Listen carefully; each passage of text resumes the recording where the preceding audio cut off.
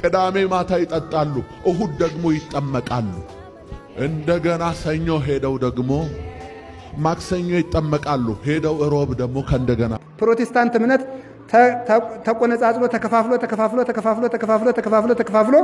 33000 የእምነት ድርጅት ሆኗል አይነቱ የፕሮቴስታንቱ ከኦርቶዶክስ ተዋህዶ እምነት መጥተው ወደሌላ አዳራሽ ሲገቡ ምንድነው የሚያደርጉ መጾም ያቆማሉ መጸለይ ያቆማሉ መስገድ ያቆማሉ ብርድ መመታት ያቆማሉ ድንግልናን ይጠላሉ ከሱ ጥያቄ አለ ዛሬ ግንቦት 12 ምንድነው የሚታሰበው ሹመትም አይኖራችሁ ዕውቀትም አይኖራችሁ ጤናም አይኖራችሁ ሀብትም አይኖራችሁ ማርያም ስላለችችሁ ብቻ ደስ ሊላችሁ ይገባል እሷ ስላለችን ይበቃናል ክርስቶስ ተንሥአ እሙታን በአማን ተንሥአ እሙታን ሰላም ጤና ይስጥልኝ ወደ ተከበራችሁ የኢኦቲ ሪአክቲቭ ሰዎች ደምጋችሁልኝ በአዲስ ቪዲዮ ተመልሼ መጥቻለሁ ዛሬ የምንመለከተው እንግዲህ አንድ የፓስተር በጋሻው ስድብ ዘለፋ አለ ዛሬ እሱን የምንመለከትና እንደዚሁ ደግሞ አባታችን አባ ገብረ ኪዳን ስለ ፕሮቴስታንቲዝም ያነሱት አንድ ሐሳብ አለ ዛሬ እሱን የምንመለከት ነው የሚሆነው ሁላችሁም የቪዲዮ ላይክ ማድረጋችሁን አትርሱ ሰብስክራይብ እንድንማታረጉት ለምንድነው ማታረጉት አሁን ማርጉ ዛሬ ሚካኤል አይደለ ሁላችሁም በኮሜንት የገባችሁ ሚካኤል ያላችሁ መጻፋችሁን እንዳትረሱ አያምርብኝ ብዘነጋው ታሪኬን ሚካኤል ነው ያስጌጠልኝ ህይወቴን አልረሳብኝ እርሱ አትርሳብኝ ያልኩትን አሁን ቀጣ ወደ ቪዲዮአችን ዜና አበው ላይ በጣም የሚገርም ታሪክ አንድ ጊዜ አንብቤያለሁ አንድ አባት መጽሐፍ ቅዱስ ሲያነብ ትርጉሙ አልገባው ቢል ቢሰራ አልገባው የቤተክርስቲያናችን ሥርዓት ደግሞ አንድ የመጽሐፍ ቅዱስ ቃል አልገባ ካለ ተመላልሳ አንብበው ደጋግመው ጸሎት ያደረክ ደጋግመው እና ይሄ አባት ጸሎት ያደረገ ቢደግመው ያ ቃል ሊገባው አልቻለ አይንንማ ሳይገልጽልኝ አርፍ ያልቀመጥም ብሎ ጾም ጀመረ አንድ ሱባኤ ይጸልይና 7 ቀን ይጾምና ተመልሶ መጥቶ ያችን ጥቅስ ሄዶ ያነባታል አሁንም አይገባው ሁለት ሱባኤ አይገባው ሶስት ሱባኤ አመት ሙሉ ጾመ አመት ሙሉ እግዚአብሔር አልገለጠለት በጣም አዘነና በቃ እዚህ ገዳም ካሉ አባቶች ብዙ መነኮሳት አሉ እና አንድ አባት ጋር ሄጄ ልጠይቅ ብሎ ሊጠይቅ ሲወጣ የእግዚአብሔር መልአክ በር ላይ ቆሞ ደነገጠ እና ሰገደ በመላኩ ፊት ምንድነው አለው አይ ሱባኤ ይዘህ ስትጠይቅ የነበረው ልተረጉምልህ እግዚአብሔር ልኮኝ የመጣሁት እንዴ አመት ሙሉ ስጸልይ ስለምን ለምን አልገለጠልኝም አሁን ለምን ገለጠልኝ እግዚአብሔር አለ አመት ሙሉ የጸለይከውን ጸሎት አይደለም እግዚአብሔር የሰማው ወንድምህን ለመጠየቅ ልትሄድ ስትል አሁን ትህትና ገብቷል ማለት ነው ማንን ለመጠየቅ ስለፈለግ ወንድምህን ስለዚህ እግዚአብሔር አሁን ይገልጥልሃል ወንድምህ ላያውቀው ይችላል እግዚአብሔር አንዳንዴ ሰው መጠየቃችንን ራሱ ትትናችንን ማየት ይፈልጋል የዘላለም ሕይወት ወርሰን ምን ላድርግ በቃ ጥሩ ጥያቄ ነው እንዲህ ሲል ጌታ ምን አለ ትእዛዛቱን ፈጽም አለ ትእዛዛቱንም ዘረዘረ ከአስሩ ቃላት በቃ አታመንዝር እንዲናት አባትን አክብር ወዘተ ይሰው ምን አለ እኔማ ከህፃንነቴ ጀምሬ ጠብቄያለሁ አለ እንግዲህ ከመልካም ቤተሰብ የተወለደ ቢሆን ነው ጥሩ አሁን ክርስቶስ በቃ በጎ አድርጋል ሂደላሉ ምን አለ ሌላ ጥያቄ ያቀርበለት ፍጹም ልትሆን ከወደድካል ሌላ አሁን እንግዲህ ድህነት የሚያዘርጉ ነው መጣ እዚህ ጋር ፍጹም ልትሆን ከወደድክ ያለህን ሽጠህ ተከተለኛል ያለህን ሽጠህ ሲል አሁን ቀጥታ ሰውየው ፍጹም ህጉን ከፈጸመ በዚህ ዓለም መኖር በቂው ነበር ሀብቱን ይዞ በጎን ሰርቶ መዳን ይችላል ግን የዚህን ሰው ወደ ላይ የማደግ ሊናውን ክርስቶስ ፈተነው ምን አለ ፍጹም ልትሆን ከወደድክ ያለህን ሽጠህ በቃ አንድ ትቀራች አለ አንዲት ወምድናት እሷ ያለህን ሽጠህ እኔን ልትከተል ከቻልክ ትችላለህ ነው ከባድ ጥያቄ ነው ከዛ ይሰው ምን አላዘነ ይላል ምክንያቱም ሀብቱን ትቶ መሄድ አልቻለም ለምን ድህነትን በፈቃድ መቀበል የማይችል ሰው ነው ጥያቄው ይሄ ለምንኩስና ለሚሻ ሰው የቀረበ ጥያቄ ነው እንጂ ባለም በተዳር ልኖር ብሎ ለሚያስብ የቀረበ ጥያቄ አይደለም ማስተዋል ያለብን ምክንያቱም ሁሉን ሸጠ ተከተለ ማለት በዚህ ዓለም አትኑር ነው በቃ ክርስቶስን በሚከተል ህሊና ውስጥ ወይም ባለም ያለው የሚከተል ቢሆንም እንኳን ሁሉ ለመናውን ሰጥቶ ልከተል ብሎ ለሚያስብ ሰው ነው የሚነገረው ይሄ እንጂ አሁን እዚህ ትዳር ይዞ ቤት ይዞ ያለን ሰው ልድን ከፈለክ ይሄን ቤትህን ሸጥ አይባልም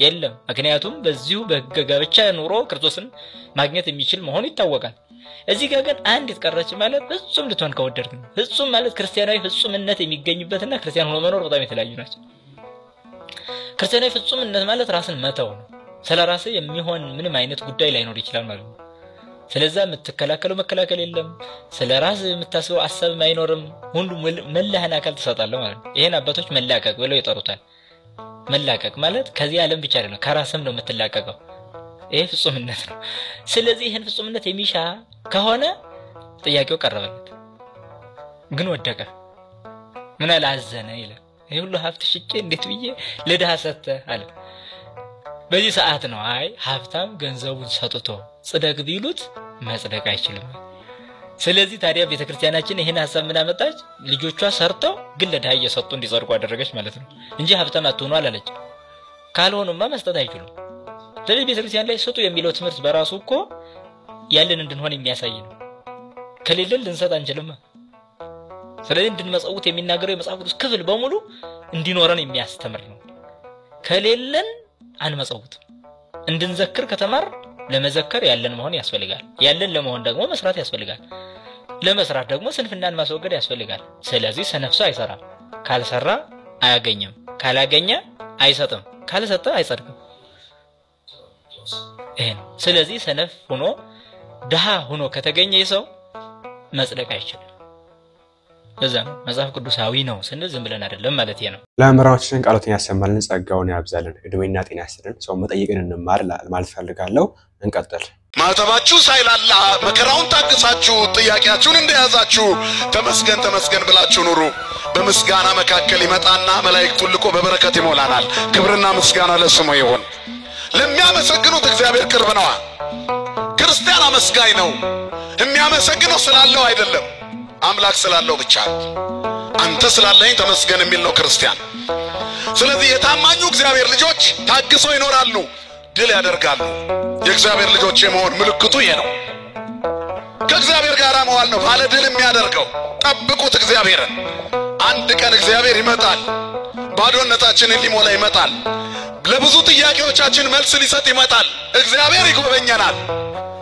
ሰይጣን እኮ አንዴ ምሱን ያቀምሳል ከዛ ውሻ አርጎ ነው የሚያኖረው ውሻ አርጎ ሰይጣን የሚያመልኩ ሰዎች አሉ ሱፍና ከረባት ያላቸው V8 ፕላቲኒየም ምናምን መኪና የሚነዱ የሆነ ቀን ግን የሆነ የሚገብሩለት ነገር አለ ፋንዲያ ብሉ ሲላቸው ሲበሉ ታገኙአቸው ይሆናል በልብስ አሳምሮ ከብት አርጎ ነው የሚያኖረው ሰይጣን ክፉ ነው እንዳሳመረ የሚያኖር እግዚአብሔር ብቻ ነው ስሙ የተመሰገነ ይሁን ሰው እንደዚህ ነው ሲያጣ እግዚአብሔር ይላል ሲሞላለት ተዛይለው ለሊት ኪዳን ላይ ወይንም ለሊት ቁልፍ ያዡ ካህን ከመክፈታቸው በፊት በሩ ላይ ቆሞ ክፈትልኝ ብሎ ከዘበኛ ጋር የሚጨቃጨቅ ሰው ታገኛላችሁ ለምን ተዘጋ እንግባ ሚል ከዛ ከነጋ በኋላ መሳለም ያቆማል ስራ ሲያገኝ ቢዚ ሆንኩ ይላል ስራ በዛብኝ ይላል ለሰጠው ለእግዚአብሔር የምስጋና ጊዜ ያጣል እግዚአብሔር ሰጥቶ ይታሰበናል ተመዘንከ ነው ሚዛን አያችሁ ሰይጣን በሰው ልጆች ተፈጥሮ ላይ የሚያስቀምጠው ነገር ቢኖር ጭንቀት ነው የእግዚአብሔርን ስጦታ ከማሰብ ይልቅ ማጣታችንን ብቻ ያያሰበን እንድናላዝን ያደርጋል ይሄ እኮ ነው አዳምና ሔዋን ጋር መጥቶ እግዚአብሔር ሁሉን ሰጥቶ የከለከላቸውን በለስ አጉልቶ አወራ ስለ በለስ አወራ በጣም አስፋፍቶ ያወራው ስለ በለስ ነው ሰይጣን አይ አረ የተሰጠኝ በቃኛል ብሎ ሰይጣን ወደ አንተ ሲመጣ ብዙ ሊጎል ይችላል ያለህን ቁጠረው ሳትጨነቅ ይነጋል ጧት ደግሞ የተቀደደውን እግዚአብሔር ይደፍናል ስሙ የተመሰገነ ይሁን ፈተናችን በጨመረ ቁጥር ድላችን ከፍ ይላል ሽልማታችን ከፍ ይላል ማን ስለሚሰጠን እግዚአብሔር ክብርና ምስጋና ለስሙ ይሁን መከራን የሚያሳልፍ የሚያሻግር በበረከት የሚሞላ ጭንቀታችንን የሚያውቅ እስከነጠይቀው የማይጠብቅ ክብርና ምስጋና ለስሙ ይሁን ስለዚህ ትንንሽ ክፍተቶችን ሰይጣን እንዳያሰፋው ዝጉት ምሬት እንኳን ካለ እንባችንን ወደ ማን እናርገው ወገኖች እግዚአብሔር እንባን የሚያብስ መጽሐፍ የሰራዊት ጌታ እግዚአብሔር እንባን ሁሉ ከአይኖች ላይ ያብሳል ይላል እንባን አባሽ ነው እግዚአብሔር አያችሁ እንባን አባሽ ክርስቶስን የሰማ ሁሉ ጓዳው እንደማይደርቅበት ያበሰረች አማላጅነቷ የማይለየን በመስቀል ስር የተሰጠችን ዋኖቻችን አሉ እኛ እንዴት እንደምንጸድቅበት እናውቃለን ስለዚህ ከዛ ቤት የሚነገረው የማጣጣል ነገር አትስሙ ቀምሳችሁ ይሁት የደብረ ሊባኖስን ጸበል ተክልየና አንዱን ብርጭቆ ጠጡት ከጥቅስ ከምዕራፍና ቁጥር በላይ ነው። ዛሬ ኩላሊት ለማስቀየር ዶላር አይበቃም አይደል? የቅዱስ ጊዮርጊስ አንድ ኩባያ ጸበል ግን ፌለሪቲውን ዜሮ ያደርገዋል አይደል? ወድቀሃል የተባልክ ትነሳለህ፣ ትሞታለህ የተባልክ ሕይወት ታገኛለህ። በሚሊዮን በቢሊዮን የማይጠበቅ በረከት እዚህ ቤት አለ። ማን ይመስገን? ክብርና ምስጋና ለአምላካችን ይሁን። በጣም የምንመለከተው እንግዲህ የፓስተሮቹ ጉዳይ ነውና ሁሌ ቤተክርስቲያን ላይ መታለም የለመኑት ነው። እነ በጋሻው ምን ትዝታም ውቡጭ የነበሩ ነው። ዮናታንም ሆኑ ሌሎችም ለምሳሌ ፓስተር ዮናታን ሰሞኑን እንደዚህ ሲናገር ነበር። አባቶቹ ገብቷቸዋል። የቀሩት ቲክቶከሮቹ ናቸው። ለነሱም ይገለጥላቸዋል። ተቀበልማ ወዳጄ። አብዛኞቹ ፓስተሮች እውነተኛው ክርስቶስ በኦርቶዶክስ ተዋሕዶ ቤተክርስቲያን ውስጥ እንደሚሰበክ ስለገባቸው አሁን ጉዟቸውን ወደ ኦርቶዶክስ ተዋሕዶ ቤተክርስቲያን እያደረጉ ነው፣ እየመጡ ነው። አሁን የቀሩት ዘይት ነጋዴዎቹ ብቻ ናቸው። እነሱም በቅርብ ሲገባቸው ይመጣሉ። ለሰማችሁ ነው እንግዲህ ጳጳሶቹ ገብታቸዋል ምናምን ነገር እያለ ሲያወራ ነበርና ያ ጳጳሶች የሚላቸው እመቤታችን ቤዛ ትባልም ኢየሱስ አማላጅ ነው እንደዚህ ነው ብሎ የሚያምኑ ጳጳሳት አሉ። ውስጥ ሆነው እንደዚህ አይነት የስተት ትምህርት የሚያስተምሩ በምን አውዳይቶት እንደሆነ ባናቅም ባንተችም እንግዲህ እዛ የሚያስተምሩን እንዳሉ ፈለጎት ይሁን ሳይፈልጉ አናቅም። እነሱ ነው ገብታቸዋል እያለ የሚገኘው። ገሩ ደግሞ ቲክቶከሮች ሌሎችም ናቸው እያለ ይገኛልና ይሄ ብቻ አይደለም። ፓስተር በጋሻውም ስለ ቤተክርስቲያን በጣም አጽያፊ ነገር ሲናገር እንሰማዋለን። እንስማው እስቲ። ቅዳሜ ማታ ይጠጣሉ፣ እሁድ ደግሞ ይጠመቃሉ። እንደገና ሰኞ ሄደው ደግሞ ማክሰኞ ይጠመቃሉ፣ ሄደው ሮብ ደግሞ ከእንደገና ይሁን ከመመላለስ ፈጽሞ ወደምትመለስበት። ኦኬ እሺ፣ አቅም እንዲኖረው ይሄ ቪዲዮ ምን ጊዜም ቢሆን 10-15 ጊዜ ኮፒ ሊንክ ማድረጋችሁን አትርሱ። ቪዲዮዎቼ ሻዶባን ውስጥ እየገቡ ስለሆነ ማለት ነው። ውድ ኦርቶዶክሳውያን እህት ወንድሞቼ፣ ይሄ ሰውዬ እንግዲህ እንደምታዩት ነው። ኦርቶዶክስ ተዋሕዶ ቤተክርስቲያንን መፋታት የሚባል ነገር አያውቅም። መልቀቅ የሚባል ነገር አያውቅም። ቤተክርስቲያኗ ማክበር የሚባል ነገር አያውቅም። አብረን እንዘረጥጣለን። ምንድነው ካላችሁኝ የዚህ ሰውዬ ሐሳብ ሳንቲም የሚከፈለው የተወሰነ ገቢ የሚያገኘው ቤተክርስቲያኗ በመተቸትና ስለ ኦርቶዶክስ ተዋሕዶ ቤተክርስቲያን አንስቶ አስተምሮት ላይ ጣል ማድረግ ሲችል ነው። በነገራችን ላይ ትክክለኛ መጽሐፍ ቅዱስ አዋቂ ወይንም ደግሞ አስተማሪ ቢሆን ኖሮ ስለ ሰው ኃጢአት እያነሳ የነዛና የኃጢአተኞችን ኃጢአት እሱ ባልወሰደ ነበር። ነገር ግን ይህ ሰው እንደ መምህር ሳይሆን እንደ መንደርተኛ ወረኛ ስለሆነ ብዙ አትበሳጩ ኦርቶዶክሳውያን። ቤተክርስቲያናችንን በዙሪያ እንጠብቅ፣ ለቤተክርስቲያናችን ስነ ስርዓት ባለው መንገድ እናገልግል። እኛ ግን ቀጥተኛዋንና ክርስቶስ በደሙ የመሰረታትን ኦርቶዶክስ ተዋሕዶ ቤተክርስቲያንን ይዘን ሁሌም ቢሆን ከእግዚአብሔር ጋር እስከ ዓለም ፍጻሜ ያለን ወንድማችን እግዚአብሔር ይስጥልን ቃሎትን ያሰማልን በተከከላው እና ያው ምንም ርዕስ የላቸውም ይመስለኛል። ርዕስ የላቸውም የሆነ ሳለህ ሰማችሁ መምህራችን መምህር ዲያቆን ሆኖ ካይ ሲናገር ነበርና ቅናት ነው ይላል። የሆነ የምትቀናው ነገር ካለ ያን አካል ለመምሰል ለምሳሌ ያክል የእናንተ ሮል ሞዴል የምታረጉት አካል አለ። ለምሳሌ ያክል የሆነ አርቲስት ዘፋኝ ሊሆን ይችላል፣ አይተው መዘመር ሊሆን ይችላልና እሱን አለባበሱን፣ ድምጹን፣ አቋሩ ሁሉ ነገር ለመምሰል ነው የምትሞክሩት። በጋሻውም እንደዚህ ነው። በቃ ሊፋታው አልቻለም። ቤተክርስቲያንን ሊፋታ አልቻለም። ለምን ያደንቃታል፣ ይወዳል። በልቡ ያለች ቤተክርስቲያንና የሚናገር ቤተክርስቲያን ወንድማችን እንዳለው ለገንዘብ አፉን ለመውላት ብሎ ከርሱን ለመውላት ብሎ የሚናገር ቤተክርስቲያንና በልቡ ላይ ተሰለምተገኝ ቤተክርስቲያን አይደለችም። ይሄም ማወቅ አለበት። ስለዚህ ሁሉ ቤተክርስቲያን ለመተቸት ይሞክራል በአፉ ነው ይገር ነገርና አንድ ቀን እንደሚመለስ ተስፋ እናደርጋለን። እግዚአብሔር እንግዲህ ወራተኛው በረት ይመልስ ማለት ፈልጋለሁ። መምህራችን አባ ገብረ ኪዳንም እንዲህ ሲናገሩ ሰምተን ነበር። ፕሮቴስታንት እምነት ተቆነጻጽሎ ተከፋፍሎ 33000 የእምነት ድርጅት ሆኗል። አይነቱ የፕሮቴስታንቱ ያ ሁሉ በክርስቶስ ስም አምናለሁ ነው የሚለው፣ ግን አራት ነገር ይጎለዋል። አንደኛ ክርስቶስን አምላክ ብለው አያመልኩትም፣ ከፈጣሪነቱ ያሳንሱታል። አንድ ሁለተኛ የክርስቶስን ፈቃድ አይፈጽሙም፣ የራሳቸውን ፈቃድ ነው የሚፈጽሙት። ብዙ ሰዎች ከኦርቶዶክስ ተዋሕዶ እምነት መጥተው ወደ ሌላ አዳራሽ ሲገቡ ምንድነው የሚያደርጉ? መጾም ያቆማሉ፣ መጸለይ ያቆማሉ፣ መስገድ ያቆማሉ፣ ብርድ መመታት ያቆማሉ፣ ድንግልናን ይጠላሉ፣ ምንኩስናን ያጣጥላሉ። ከዛ ተመልከቱ መከራን ይጠላሉ። ለምን ሲባል በጌታዬ ጸድቄያለሁ ይላል ማለት ነው። ስለዚህ ተመልከቱ የእግዚአብሔርን ፈቃድ ለመፈጸም ሳይሆን እንደው ምን ይባላል በቤተ ክርስቲያን ሊቃውንት ዘመን ይላል የኃጢአት በጣም ከባዱ ኃጢአት በጽድቅ ስም የሚሰራ ኃጢአት ነው ይባላል። በጽድቅ ስም የሚሰራ ኃጢአት መቼም ቢሆን ማቆሚያ የለውም። ለምን ስትሉት አይ እኔ ለክርስቶስ ብዬ ነው ማድረገው ይላል። ቆይ እንደውን አሁን ለክርስቶስ ተብሎ ይጾማል እንጂ ለክርስቶስ ተብሎ መብላት አለ? ለክርስቶስ ብሎ መራብ እንጂ ለክርስቶስ ብሎ መጥገብ አለ? ለክርስቶስ ብሎ መክሳት እንጂ ለክርስቶስ ብሎ መወፈር አለ? አባቶች ቅዱስ ጳውሎስ ምንድነው ያለ? ስለ ክርስቶስ አለ ተመልከቱ ሁሉን አለ ከመዕዳው ሁሉን ነገር ስለ ክርስቶስ እንደ ምናምንቴ ቆጥረዋለሁ እንደ ምናምንቴ ከመ ርብህ ወለ ክርስቶስ ለምን ብዬ ነው ሁሉን እንደ ምናምንቴ ምንድን ልብሱን ጌጡን አክሊሉን ዘውዱን ሹመቱን ሽለማቱን ምግቡን ዘመዱን ስልጣኑን እንደዚህ ያለውን ሁሉ እንደ ጥራጊ ቆጥረዋለሁ አለ ቅዱስ ጳውሎስ። ለምን ስንለው ከመ ርብህ ወለ ክርስቶስ እኔ የምፈልገው አለ ይህንን ዓለም አጥቼ ክርስቶስን ማትረፍ ነው የምፈልገው። እሱን ማትረፍ ስለምፈልግ ሁሉን ነገር እንቀዋለሁ።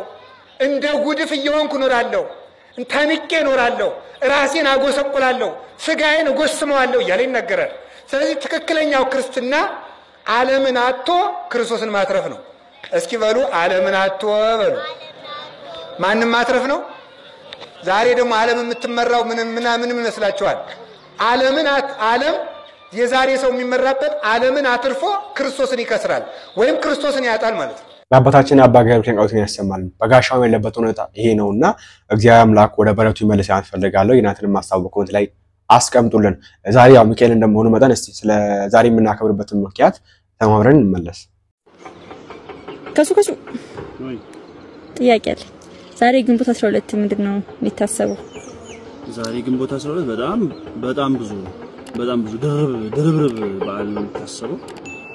በዋነኝነት የጻድቁ አባት የአቡነ ተክለ ሃይማኖት አጽማቸው ከ57 ዓመት በኋላ ካረፉ ከ57 ዓመት በኋላ ከጸለዩበት ዘግተው 8 ጦር ሰከተው ከጸለዩበት ከዋሻቸው ከደብረ አስቦ ወደ ደብረ ሊባኖስ በዛ ጊዜ ኤላም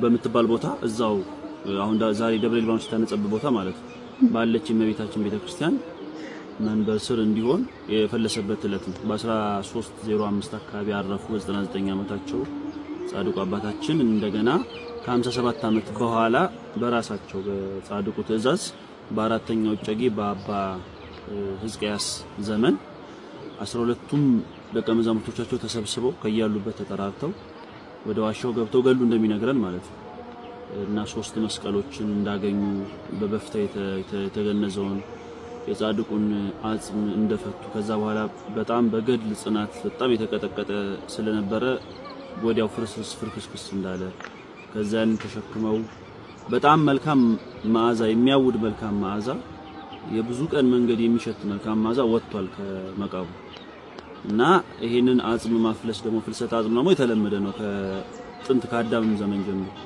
ከአዳም ጀምሮ እስከ ኖህ ዘመን ድረስ ያሉ የሞቱ አበውን የስምንቱን አበው የአዳምን የሴትን የሄኖስን የመላልኤልን የያሮድን የነማቱሳላን አጽም በኖህ ዘመን እንዳይጠፋ ከጥፋት ውሃ ሊጠብቀው ወደ መርከብ አስገብቶት ነበር እንደ ታቦትም አድርጎ ይጸለይበት እንደነበር ከዛ በኋላ አጽመ አበውን እንደ ታቦት አድርጎ መስዋዕት ይሰዋበት እንደነበር መልከጼዴቅ የመጽሐፍ ቅዱስ ታሪክ ይነግረናል።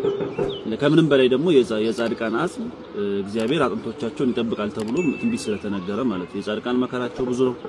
እግዚአብሔር ከሁሉ ይጠብቃቸዋል፣ ከመከራቸው ሁሉ ያድናቸዋል፣ አጥንቶቻቸውንም ይጠብቃል፣ ከአጽማቸው አንዲቷ አትወድቅም የሚለው የትንቢት ቃል ይፈጸም ዘንድ የዳዊት መዝሙር ላይ ተጻፈው አጽም ይፈልሳል። ዛሬ ደግሞ ሌላ ትልቅ መታሰቢያ የምናደርግለት ጻድቁ አባት ቅዱስ ዮሐንስ አፈወርቅም በአጥራኪያ ደሴት ተግዞ በአውዶክሲያ ንግስት ሸፍት ማለት ነው። ታሪኩ ብዙ ነው። የዲያቆን ያረጋል አበጋዝን የቅዱስ ዮሐንስ አፈወርቅ ሕይወቱና ትምህርቱ የሚለውን ያንብቡ። አንዲት ደሃ መበለት በአመት 3 ጊዜ ወይን ፍሬ የምታፈራ መሬቷን ለንግስት ስጪ ስትባል አይ ይሄማ የእናት አባቴ ርስት ነው በአመት 3 ጊዜ ታፈራለች ከቤተ እግዚአብሔርም የምታገናኘኝ ናት እንቢ በማለቷ በግፍ ተነጥቃ ለሱ አቤት ብላ ከዛ አውዶክሲያ ንግስትን ሄዶ አናግሯት እንቢ ስላለች በቃ ስጋው ደሙን አትቀበይ ከመናን አትገናኝ ብሎ አውግዟት ብዙ ነው ታሪኩ ብቻ ዞሮ እኔ ምን የሃይማኖት ጽድቅ አልተገኘብኝም እንዴት ያወግዘኛል ብላ እንደው ሌሎች ሊቃነ ጳጳሳትን ቅዱስ ኤጲፋኒዮስን ሰብስባ አማላጅ ልካ አለበለዚያ የክርስቲያኖችን የመከራ ዘመን ነው ማመጣው ብላ ዘታውላ አንዲት መበለትን መበደል የሃይማኖት ጽድቅ ነው። አንዲት ደሃ መበለት ምንም የላትም ብለሽ በድለሻታል፣ ስለዚህ መሬቷን መልሽላት አለበለዚያ አይሆንም አልፈታም ግዝቴን ብሎ ጸንቶ ማለት ለአንዲት ደሃ በመከራከሩ ምክንያት ወደ አጥራኪያ ደሴት የተጋዘው ቅዱስ ዮሐንስ አፈወርቅ ያረፈበትም ዕለት የሱም አጽም ከብዙ አመት በኋላ ፈልሷል ወደ መንበሩ መልሶታል በግዞት ስለሞተ ማለት ነው። እና ወደሚገባው ስፍራ የቅዱሳት አጽም ይፈልሳል ማለት ነው።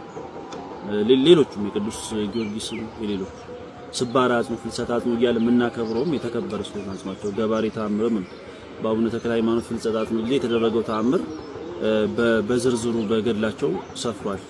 እውሮች በርተዋል፣ አንካሶች ድነዋል። ይብን መጽሐፍ ቅዱስ ላይ ከኤልሳ መቃብር የተወረወረው ሙት ወዲያው ብድግ ብሎ እንደተነሳ መጽሐፍ ቅዱስ ይገልጥልናል። ስለዚህ የተከበረ ነው ማለት ነው። እረፍታቸውን ብቻ ሳይሆን ፍልሰታ አጽማቸውን ይታሰባል። ስለዚህ ጻድቁ አባት አቡነ ተክለ ሃይማኖት ፍልሰታ አጽም ነው። ይሄም የሆነው ግንቦት 12 ነው። 3 ጊዜ አጽማቸው ፈልሷል። በአፄ ዳዊት ዘመነ መንግስት እንደገና በአቡነ ማርቆስ ዘመንም ይሄንን የዲያቆን ዳንኤል ክብረት የኢትዮጵያዊ ሱራፊን በደንብ ያንብቡ። የታላቁ ኢትዮጵያ የቁስጥንጥንያ ሊቀ ጳጳስ የሊቁ የቅዱስ ዮሐንስ አፈወርቅ እረፍት ነው። ብዙ ማለት ይችላል ስለ ቅዱስ ዮሐንስ አፈወርቅ በተለይ በመጽሐፍት ትርጓሜ ትልቅ አስተዋጽኦ ያበረከተ ሬቶሪክ ወይም ደግሞ ይሄ ስነ ጽሁፍ የግሪክን ስነ ጽሁፍ የንግግር ችሎታን ስለተማረ ስብከቱ ጣዕመ ስብከቱ በጣም ዝናው የተነገረ ከጧት እስከ ማታ የቁስጥንጥንያ ሰዎች አጊያ ሶፊያ አፋቸውን ከፍተው የሚሰሙት ብዙ የመጽሐፍ ቅዱስ ክፍሎችን በትርጓሜ የተረጎመልን መጽሐፍት ከአራቱም ጉባኤያት መጽሐፍተ ሊቃውንት በሚባለው ጉባኤ በስፋት የሚሰጥ የድርሳንና ተግሳጽ ያለው ሌሎችም ብዙ መጽሐፍት ያሉት አባት ያረፈበት ዕለት ነው። ቅዱስ ሚካኤልም ደግሞ ያው ወራዊ መታሰቢያ ዕለቱ አይደለ ግንቦት 12 ስፔሲፊካሊ በዛሬው ዕለት ደግሞ በጣም የሚገርምሽ ነገር የጻድቁ አባት አቡነ ተክለ ሃይማኖትም የቅዱስ ዮሐንስ አፈወርቅም ጠባቂያቸው ጋርዲያን ኤንጅል የሚባለው ቅዱስ ሚካኤል እናቱን እግዚአብሔርን ከሞተ ለሚ ያዳናት ከልጅነታቸው እስከ ረፍታቸው የጠበቃቸው ሚካኤል ነው። ዮሐንስ አፈወርቅንም ቅስና እንዲቀበል ሊቀ ጳጳሱ መጥቶ ቅስና እንደሚሰጠው እንዳይፈራ ፈቃደ እግዚአብሔር እንደሆነ ያበረታው ከዛ በኋላም ደግሞ በንግስት ትእዛዝ ሲጋዝም እንደዚሁ ያጸናው መልአክ ነው ይላል ድርሳኑ። ስለዚህ የሁለቱ ጠባቂ ሚካኤል ደግሞ ይከብራል ማለት ነው። ይበልጥ በመጽሐፍ ቅዱስ ታሪክ ደግሞ ዕንባቆም የተባለውን ነብይ ዳንኤል ወደ አንበሶች ጉድጓድ ተጥሎ በነበረበት ጊዜ በጣም አንበሶቹ ብቻ ሳይሆን እሱም ተርቦ ስለነበር ሌሊቱን ሙሉ ከአንበሶች ጋር ስላደረ የምስሮጥ እንደ ቴካዌ ማለት ነው ይዞላቸው እህል ያስወቃ ነበር በአጋጣሚና ሚካኤል እንደዚህ ምንድነው ይሄ በራስ ጠጉሩ ይዞት አንድ የተራበ የኔ ነብይ ያለ አንተ አይነት አገልጋይ ብሎት እንደዚህ ጠጉሩን ይዞት ከነምስሮቱ በተዘጋ ምንድነው የአንበሶች ጉድጓድ ጨምሮት መግቦት በዕንባቆም አማካኝነት ዳንኤልን ካናብስት ያዳነው ሚካኤል ነው የመገበበትም ዕለት ነው ማለት ነው። እነኚህ ሁሉ ድርብርብ ዕለታት የሚከበሩበት ነው። አሁን ያለነው ደግሞ በሚገርምሽ ሁኔታ እዚሁ ሰፈራችን ምዕራፈ ቅዱሳን ቅዱስ ሚካኤል ወተክለ ሃይማኖት ገዳም ብዙ ታቦታት አሉ። እኔ አይቼው አለማወቄን በእውነቱ በጣም ገርሞኛልና የሁለቱም ታቦታት ያሉበት አሪፍ ቦታ በጣም ድንቅ የበረከት ቦታ ላይ ሆነን ደግሞ ስለምናሳልፈው ደስ ይለኛል። እኔም የጠየቅኩህ እኮ ዛሬ ሰብቼ ነው ትንሽ ነገር ቃልዮት ያስባልን በረከታቸው ይደርብን። አመሰግናለሁ። ዛሬያችን ይሄ መስል ነበር። ሁዳችን አውፕል ተማራችሁበት ቁም ነገር እንደወሰዳችሁበት አዲስ ነገር እንደሰማችሁበት አልጠራጠርም። በቀጣይ ባሪፍና በአስተማሪው ደስ ከመነቀበረት እግዚአብሔር ለካናንተ ጋር ላይክ እና ሼር ሰብስክራይብ ያደርሳል። ቸር ቆዩልኝ።